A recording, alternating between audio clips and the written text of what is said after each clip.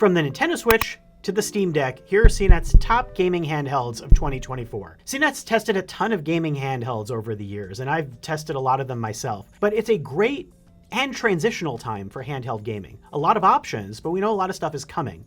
Nintendo is supposed to have a successor to the Nintendo Switch coming in 2025, pretty soon.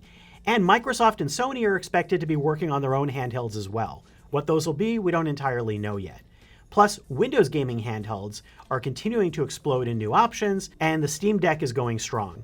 So here are some of the things that we're still playing. The Nintendo Switch is still fantastic. It's our favorite gaming handheld. It's my favorite gaming handheld, my favorite console, and it plays a lot of great first-party games. It's got a ton of indie games, connects with a TV, does multiplayer, goes on the road. I mean, there are not a lot of pieces of hardware out there that do all of that, and this does it in the box for a pretty affordable price. It is 7 years old, so it's getting really long in the tooth, but I still find it's a great option for anything handheld that I want to take with me. The Valve Steam Deck, that's a great second place option for me, and for a lot of people it's a first place option. This gaming handheld's been out there for years. The OLED version that came out last year is the best one. It's got a great display, it's got solid controls with a lot of options, and it plays PC games, including ones like Elden Ring, plus a ton of indie games. And that's the great thing, because Steam always has interesting things bubbling up all over the place. It does not have detachable controls, it's pretty big, and if you want to connect it to a TV, you need to get a separate dock. But the price is not bad, and UFO 50, which is a recent indie game, made me fall in love with it all over again.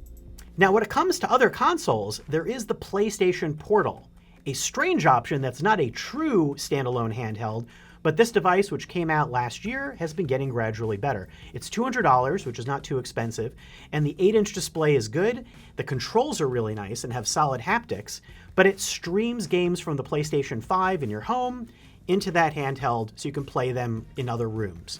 It also added an ability to stream PS5 and other games if you have the right PlayStation Plus subscription wherever you are, as long as you have internet, which is a great add-on. You can also do that with your phone or tablet as well. The Portal is a pretty good option for its price, but it's niche as well. If you want weird and small and indie, I still love the Panic Playdate. This little tiny handheld from Panic is a complete little game system, and it's so tiny, and it has this little weird crank that comes out of the side, plus controls. It's like a interdimensional Game Boy. It comes with 24 indie games handcrafted for this that come with the purchase price, but there's also a game store to download other games. You can sideload games from places like itch.io, and it's adorable. The only thing is that it doesn't have a backlight and the screen is a little small, but I love the spirit of this thing, and I carry it all over the place. If you are really into retro games, the Analog Pocket is the best option for dusting off your collection of classic games and taking them with you.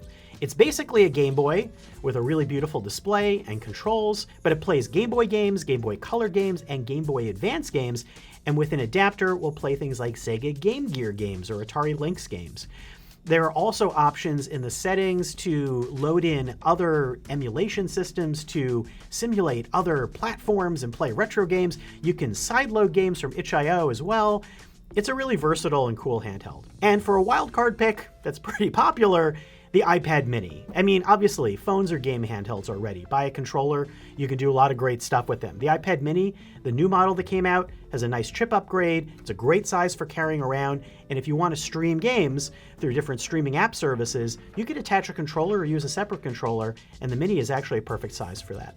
So those are CNET's top gaming handheld options for 2024. If you want to read more about it, check out our best lists on cnet.com and look at our continuing coverage on gaming handhelds. I hope it helps. If you have more questions, let me know down below. Thanks for watching.